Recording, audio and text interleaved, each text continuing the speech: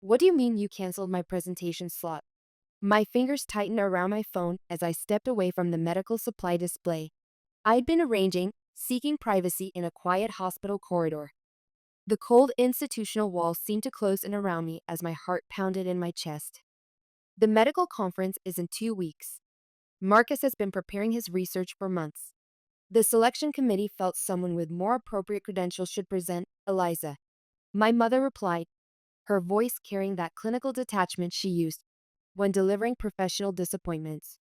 Her words cut through me like a surgical blade.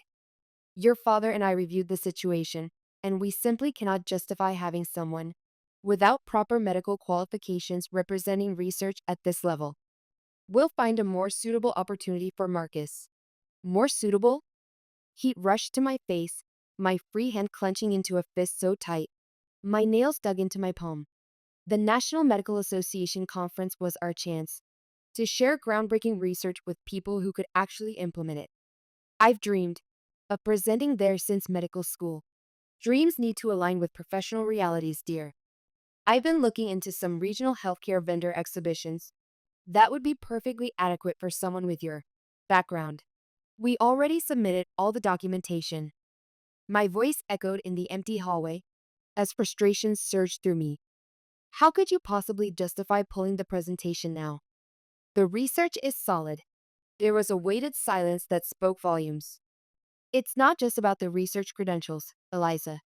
It's about maintaining professional standards. With Marcus's clinical focus rather than academic background, perhaps it's better to aim for venues that cater to practitioners rather than researchers. The implications stabbed at my core, twisting like a knife. I ended the call with a curt goodbye, promising to discuss it later, while knowing the decision had already been carved in stone. My name is Eliza Morgan, 32 years old, and despite being born into a prestigious medical dynasty in America's healthcare elite, I've dedicated my career to proving I could make a difference my own way. I built a respected reputation in medical device sales without leveraging my father's renowned name. I rented a modest apartment instead of accepting the down payment my parents offered. And I fell deeply in love with Marcus Foster, a brilliant research physician who grew up in a rural community and dedicated himself to accessible healthcare, even if my parents couldn't see past his public school education and worn leather messenger bag. All I wanted was one opportunity, one meaningful platform where Marcus could share his innovative diagnostic approach with the medical community, where his research could potentially help countless patients without the barrier of expensive equipment. Now my parents had snatched even that possibility away, with barely 2 weeks' notice. As I walked back to my display stand, my phone vibrated with a message from my sister Natalie. Just heard about the conference slot. Really sorry, but at least there's positive news. Mom's upgrading my awards ceremony to the main conference hall to maintain the family's medical presence. Isn't that a nice silver lining? I stared at my screen, reading the message repeatedly as my stomach twisted into painful knots. The truth hit me like a physical blow. They hadn't canceled because of qualification concerns. They'd canceled because they were ashamed of Marcus, of our partnership, of my career choices. And somehow, the most painful realization was yet to come. My sister's medical achievement celebration was scheduled during the same conference where a presentation had been canceled. Growing up as a Morgan meant understanding that professional prestige outweighed everything else. My father built his reputation as America's leading cardiac surgeon through research published in elite medical journals and keynote speeches at international conferences. My mother climbed the academic ladder to become dean at one of the nation's most prestigious medical schools, ensuring our family name appeared in every major medical publication. Natalie flourished in this environment. 2 years younger than me, she embraced our medical heritage without question, dating only men from appropriate, professional backgrounds and pursuing dermatology not from passion, but because it maintained the family tradition while offering lifestyle benefits. She became the daughter my parents had always envisioned, accomplished, predictable, and perfectly aligned with their professional values. I carved a different path for myself. During college, I volunteered with medical missions in underserved communities instead of joining the pre-med honor society my mother chaired. After graduation, I turned down my father's offer to be mentored for medical school and instead joined an innovative medical device company focused on accessible healthcare technology.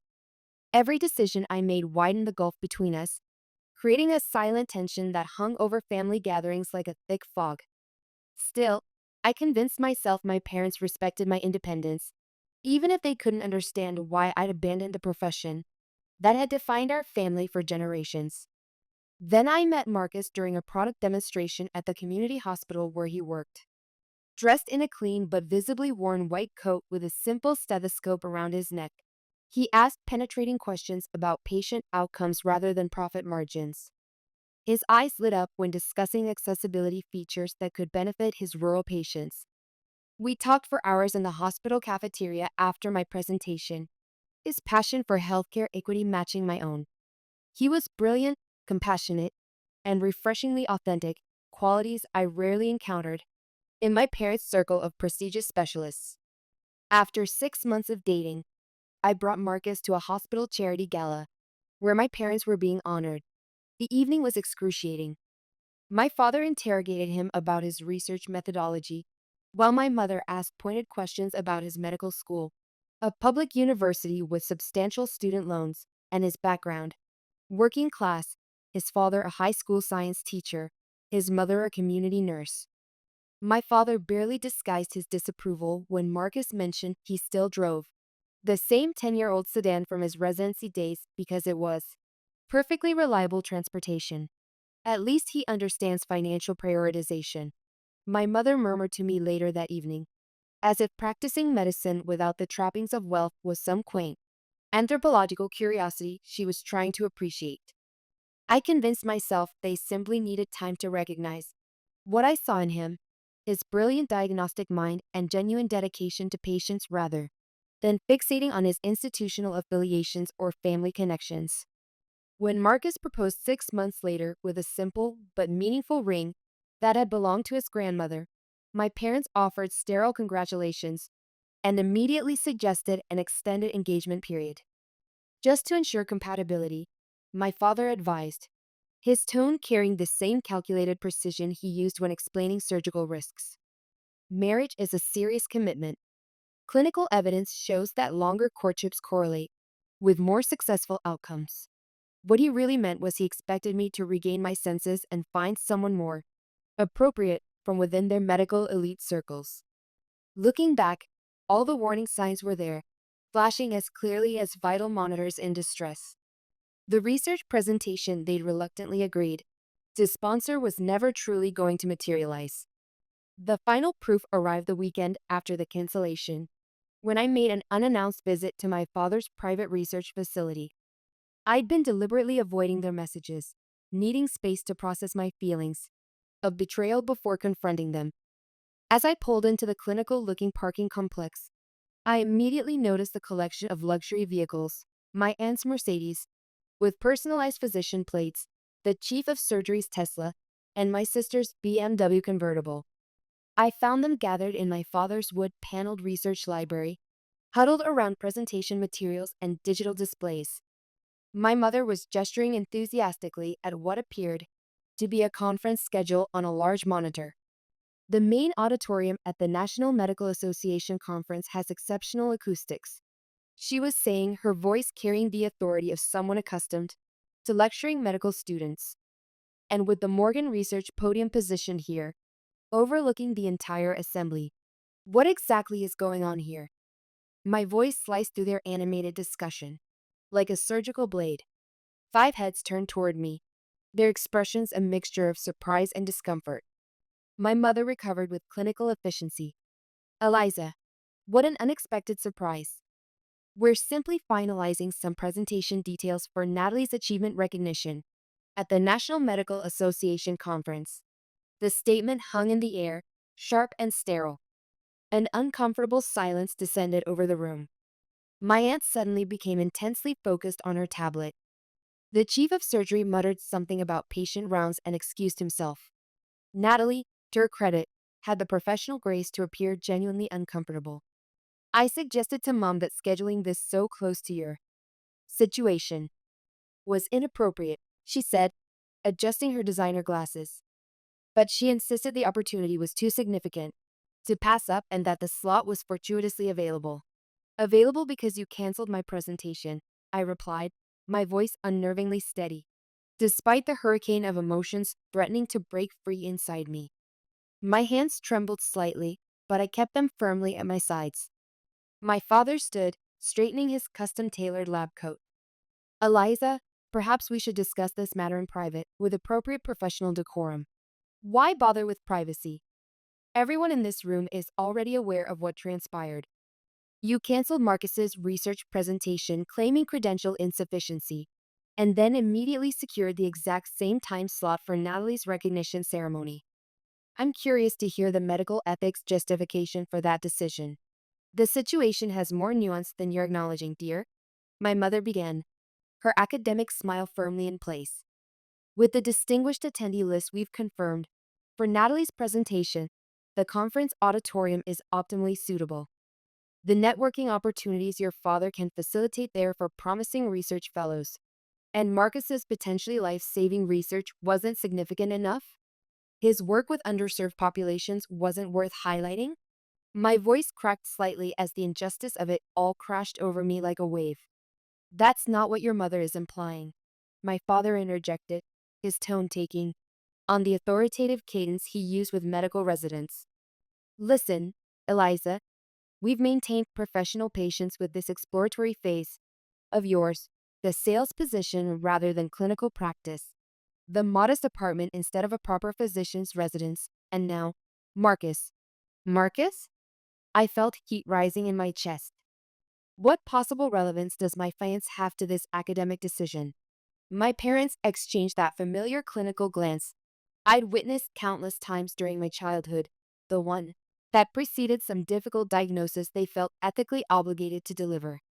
He simply lacks the appropriate pedigree, my mother finally stated with clinical precision. Not for someone with your background and potential. He's a competent enough clinician, I'm sure, but he has no significant research publications, no influential family connections. In the medical community, nothing substantial to contribute to your professional trajectory, except genuine patient care, ethical research standards, and unwavering support. I counted, my voice strengthening with conviction. Elements that actually advance medical science and patient outcomes. My father exhaled heavily, removing his glasses in a gesture I recognized from his difficult patient consultations. Your fiance doesn't meet the standards this family has maintained for 3 generations, Eliza, and on some level, you must recognize that reality. We're simply trying to prevent you from making a career-limiting decision you'll eventually regret. His words struck me with the force of physical pain.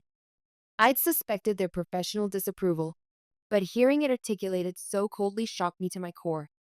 Standing there, surrounded by presentation materials meant to celebrate my sister, but not my partner's work, I finally saw my parents with perfect clarity, their conditional support, their status-obsessed values, their absolute conviction in their superior judgment. I walked out without another word, my mind racing with implications. They had evaluated and dismissed the man I loved based on arbitrary academic metrics, without ever truly understanding his clinical impact, and for the first time, I questioned whether they had ever genuinely known me at all. That evening, I curled up on my apartment couch with Marcus, tears flowing freely down my cheeks as I detailed the confrontation. My body trembled with each painful word as I relived the humiliation. He listened intently, his expression reflecting compassion rather than resentment. When I finally finished, he gently took my hands in his warm touch instantly calming my racing heart. I'm so sorry they hurt you like this, he said softly, his thumb tracing small circles on my palm. But honestly, I'm not shocked by their assessment of me. I've seen that clinical evaluation in their eyes since we first met.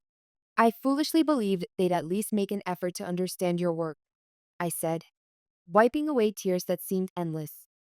I thought medical ethics and patient care would matter, more than academic pedigrees and institutional affiliations. Marcus gave me a tender smile that carried years of understanding. Some brilliant minds can only recognize value when it matches their established criteria. Your parents measure medical worth through publications and prestigious hospital affiliations, and my community-focused approach just doesn't register on their diagnostic scale. His graceful acceptance only fueled my determination. Let's organize our own research presentation, I proposed, sitting up straighter, as energy surged through me. Something meaningful that focuses on actual patient outcomes. We don't need the National Medical Association's main stage. We certainly don't need their professional validation. Marcus hesitated, concern flickering across his face. Are you absolutely certain? This is your family legacy we're challenging, Eliza. I don't want to be the wedge that separates you from your medical heritage. You aren't the wedge, I assured him, squeezing his hands tightly. Their narrow vision of medical success is what's creating this divide. Please, let's share your research our way, with people who actually care about patients. Over the next several days, I channeled my hurt into productive action. I secured space at the Community Health Center for a presentation, reached out to local practitioners who worked with underserved populations, and designed a practical workshop format. Everything was coming together beautifully, a medical presentation that reflected our genuine values, not the elitist standards my parents insisted upon. Then Wednesday morning brought a message from Natalie. Mom's invited the Collins family to my award ceremony. She wrote, her text arriving without any greeting. The Collins family? As in Andrew Collins' family? My stomach twisted painfully at the name. Andrew was Natalie's former boyfriend, the son of a prominent hospital administration dynasty, whom my parents had practically adopted into the family. They'd been visibly devastated when Natalie ended things last year to date Owen, a dedicated emergency medical technician they considered professionally inadequate. Now the invitation strategy became painfully clear. They were attempting to orchestrate a professional reunion. She claims it's because his father is considering funding Dad's new cardiac research center. Natalie continued in another message. But we both understand her actual motivation. And here's the worst part. She told Owen the ceremony was restricted to medical personnel due to space limitations, when in reality, she simply excluded him from the invitation list. I closed my eyes, recognizing the calculated pattern all too well. She's implementing the same strategy with you that they used with me. Not exactly comparable. Natalie counted quickly. I'm still their medical success story, remember? They're not canceling my recognition ceremony. They're just controlling the professional networking aspect. But Eliza, I genuinely regret what they said about Marcus. Their assessment was clinically cold and professionally unjust. It was the closest Natalie had ever come to openly questioning our parents' judgment. For a brief moment, I thought I'd found an unexpected ally in the medical hierarchy. Why don't you and Marcus attend our presentation at the Community Health Center instead? Bring Owen too, and we'll celebrate genuine medical achievements away from the politics. I suggested, warming to this small professional rebellion. The line went painfully silent for several minutes. I can't do that, she finally responded. Dad's announcing my research partnership with his cardiology department during the ceremony. I've dedicated 3 years to this project, Eliza. I can't jeopardize it, even for you. The familiar disappointment settled heavily in my chest. So you'll accept their manipulation of your personal and professional life, as long as your career benefits? What about Owen and the support he's given you? I'll compensate him somehow. Listen, not all of us can afford to burn professional bridges with the family, Eliza. Some of us have practical career considerations to balance. After our conversation ended, I sat at my laptop, staring at the half-completed presentation outline on my screen. Even my small act of professional independence suddenly felt hollow. I could host our own research presentation, but the people who should care most about medical advancement, my family, would still be across town celebrating without us, continuing as if our medical contributions and personal choices were insignificant. Marcus found me like that an hour later, my engagement ring catching the light, as I twisted it anxiously around my finger, questioning whether I was fighting an unwinnable battle against generations of medical elitism. Saturday morning, the day that should have been Marcus's research presentation, I woke to find him already dressed in casual clothes and drinking coffee at my kitchen counter, his laptop open to his research notes. I've been thinking, he said when I shuffled in, my eyes still heavy with sleep. Maybe we should attend Natalie's awards ceremony after all. I nearly choked on my first sip of coffee, the hot liquid burning my throat. What? Why would we voluntarily subject ourselves to that professional humiliation? Because retreating to our community clinic presentation feels like conceding defeat, he said thoughtfully, his eyes reflecting a quiet determination I'd grown to love. But showing up, standing by our research, not allowing them to exclude us from medical discourse, that's defending what we believe in. They'll be absolutely terrible to you, I warned, my stomach nodding at the thought. They'll use medical jargon to undermine you and treat your clinical experience like it's worthless compared to their academic credentials. Marcus shrugged, the simple gesture conveying years of resilience. They already believe I'm professionally inadequate. What's the worst they can do? Question. My methodology in public? I've defended tougher cases at patient bedsides. By the time we arrived at the National Medical Association conference hall that evening, anxiety had gripped me so completely that my hands trembled as I adjusted my professional attire. The venue was imposingly prestigious, massive multimedia screens displaying medical innovations, renowned physicians in formal attire networking in every corner, elaborate research posters that represented years of well-funded studies. My mother spotted us first, her professional composure wavering momentarily before she quickly reconstructed her academic demeanor and approached with measured steps. Eliza, what an unexpected development, and Dr. Foster. She lowered her voice to a clinical whisper. This is a restricted professional gathering. We didn't include you on the attendee list for specific reasons. I'm well aware, I replied, matching her hushed tone but infusing my words with unmistakable resolve. You've made your professional assessment abundantly clear. However, Natalie remains my sister, and I'm here to acknowledge her achievement. My mother's practiced smile constricted. Naturally. How professionally appropriate of you. I must request, however, that you refrain from redirecting attention to your career choices. Tonight focuses exclusively on celebrating Natalie's contribution to established medical research. As she departed to welcome other medical dignitaries, Marcus gently squeezed my hand. Are you holding up okay? I'll manage, I promised, though my professional confidence was rapidly eroding. The evening unfolded painfully. My father barely acknowledged our presence, dedicating his attention instead to the Collins family, particularly Andrew, whom he'd strategically positioned beside Natalie despite her visible discomfort. Marcus found himself systematically excluded from medical discussions, overlooked during the research networking session, and repeatedly mistaken for hospital staff by my parents' colleagues. The devastating moment came during my father's professional address. Standing at the podium with perfect posture, crystal water glass elevated, he gazed proudly at Natalie. We're celebrating not merely a medical achievement tonight, but a remarkable physician who embodies the Morgan medical tradition, he proclaimed, his voice carrying the authority of decades in the field. Natalie has demonstrated unwavering commitment to our medical legacy, academic excellence, and establishing the right professional collaborations to advance healthcare. His clinical gaze shifted deliberately from Natalie to Andrew Collins before continuing. I'm particularly proud to announce that Natalie's research will be integrated into our department's groundbreaking work, where she will collaborate on our new partnership venture with Collins Healthcare Systems. Enthusiastic applause filled the hall while I sat motionless, a cold realization washing over me.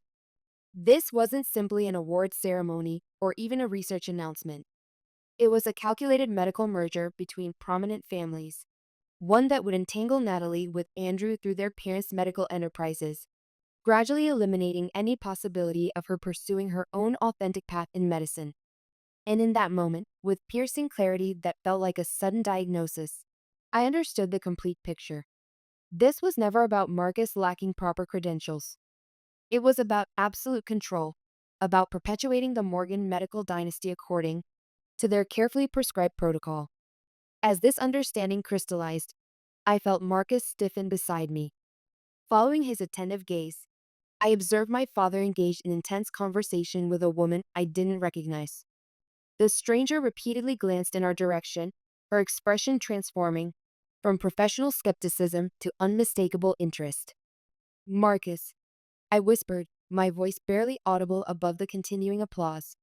Who is that woman speaking with my father? Catherine Reynolds, he replied, his voice tense with recognition. CEO of MedTech Innovations. Before I could inquire why the chief executive of one of America's leading medical device manufacturers would show interest in us, Marcus was already rising from his seat. We should exit immediately. As we discreetly departed, I caught one final glimpse of Catherine Reynolds pulling my father aside, gesturing toward our retreating figures with unmistakable professional urgency. Something significant had just shifted in the medical politics at play, though I couldn't yet comprehend what. Are you going to explain what just happened back there? I asked as we drove through the night. The tension in Marcus's expression visible in the glow of passing streetlights that illuminated his face in rhythmic patterns. He exhaled deeply, his shoulders visibly releasing their tension.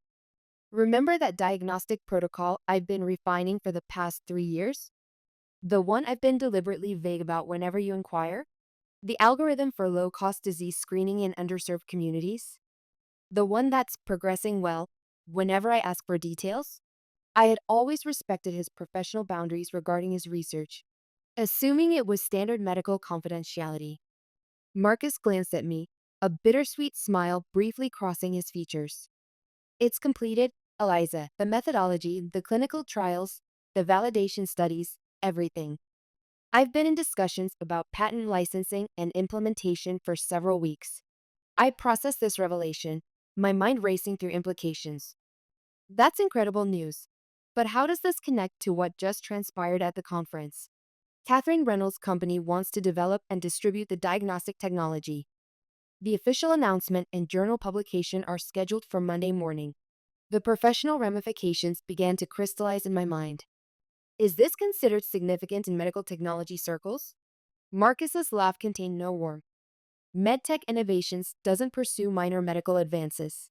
Before I could request further explanation, my phone erupted with notifications. 3 missed calls from my father, 2 from my mother, and a message from Natalie. What exactly is your Fiancé's research about? Dad and Catherine Reynolds are in some kind of urgent consultation. I showed Marcus the message. Care to provide the complete clinical picture now? When we arrived at our apartment, Marcus opened his laptop and showed me the medical journal publication scheduled for Monday morning. My breath caught as I read the headline. Revolutionary Low-Cost Diagnostic Protocol receives Medical Innovation Prize and $2.50 million research grant. A national medical prize and major research funding? I gasped, looking up from the screen, with widening eyes.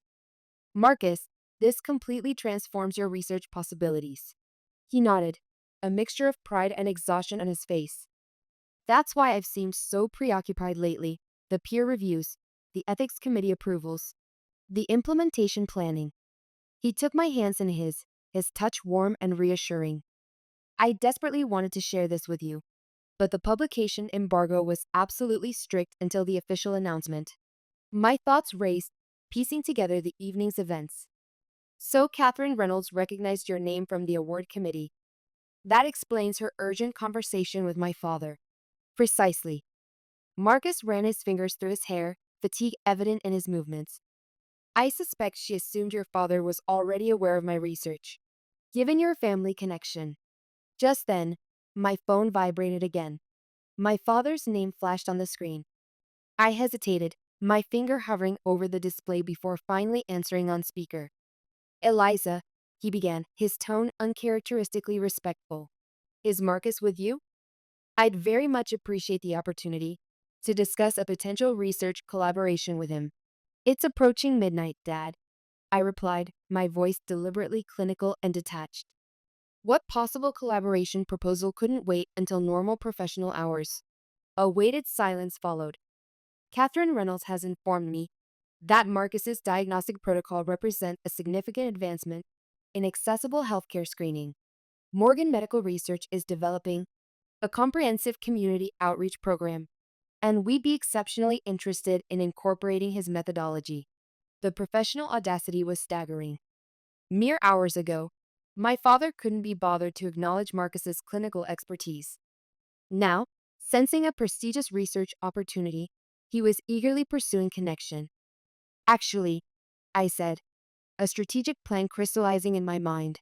We would be open to discussing this matter further. Perhaps a meeting tomorrow? 11 a.m. At the National Medical Association Conference Center? My father agreed without hesitation, promising to arrange the necessary credentials immediately. After ending the call, Marcus looked at me with a questioning expression. The medical conference center?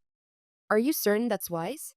Absolutely confident, I affirmed, my resolve strengthening with each passing moment. If they want to discuss your research, they can do so at the venue, where your presentation should have occurred. And they can confront the reality of who you are as a researcher, not who they presumed you to be. Marcus smiled softly, though concern remained evident in his eyes. Eliza, I've never wanted my research recognition or grant funding to define our relationship. That's precisely why I maintain my modest lifestyle and focus on clinical work.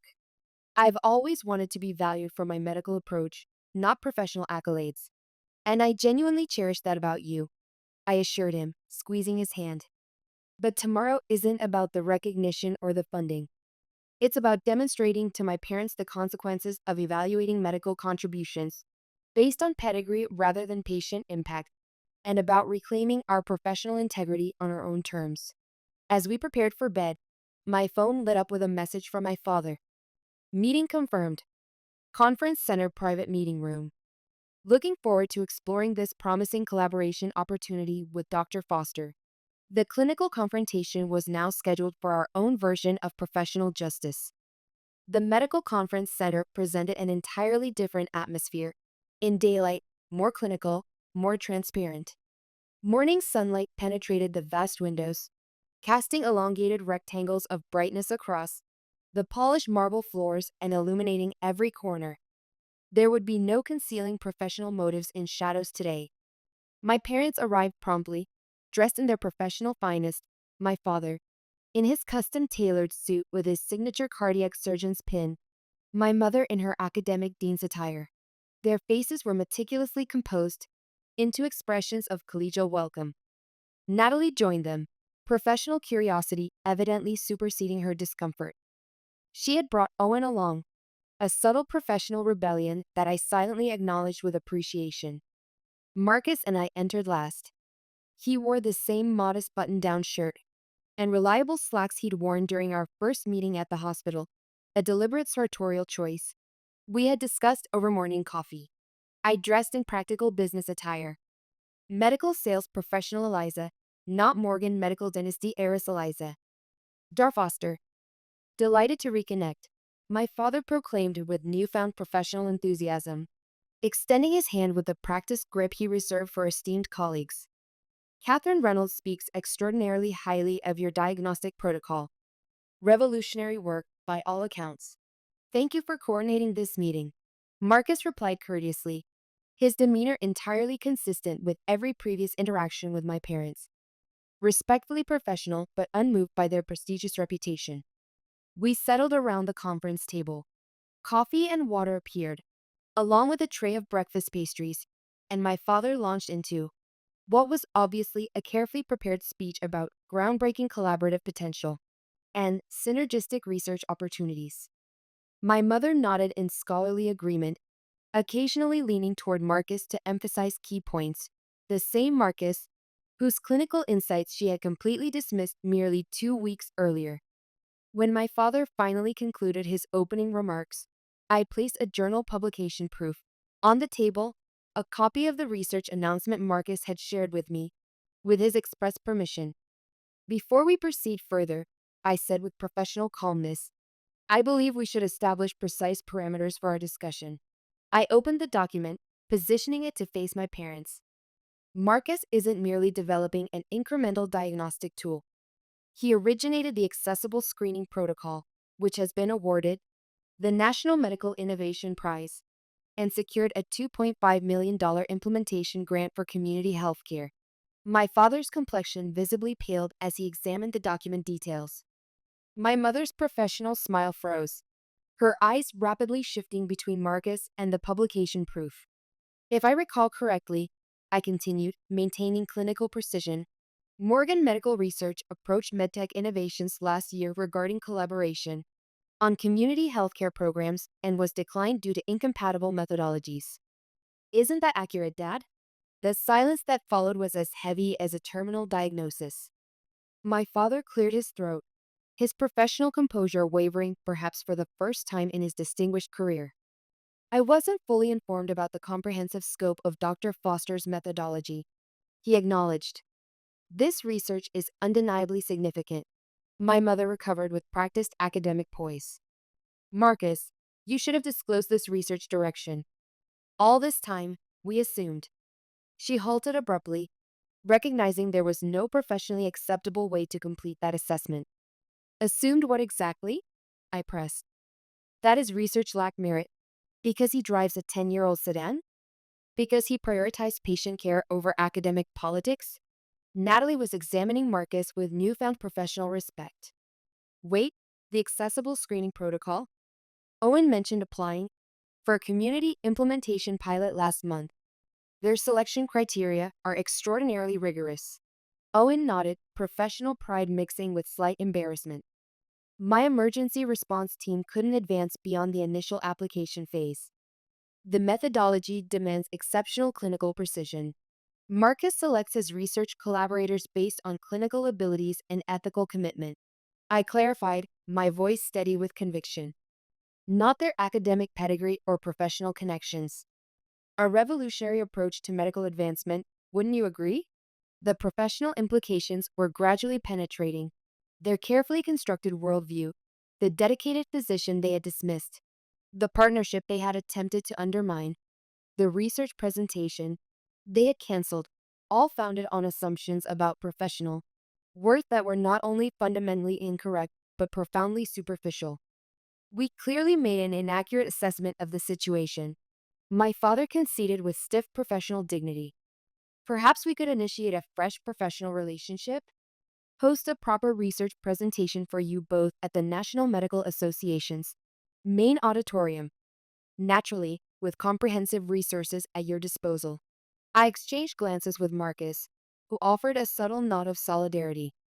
That won't be necessary or appropriate, I stated firmly. We're proceeding with our presentation next Thursday at the Community Health Center. Straightforward, impactful, with healthcare professionals who have genuinely valued this research from its inception. Standing from my chair with deliberate composure, I continued. I didn't request this meeting to seek professional validation or to alter your perspective on what constitutes valuable medical contribution. I arranged it so you would comprehend exactly what your hasty judgment cost you, not merely a groundbreaking medical researcher as a son-in-law, but a daughter who desperately needed you to recognize value beyond your narrowly defined metrics of success. Taking Marcus's hand in mine, feeling the strength of his fingers intertwining with my own, I walked out of the medical conference center for the second and final time, leaving my parents to contemplate the true consequences of their superficial professional standards in the harsh light of medical reality.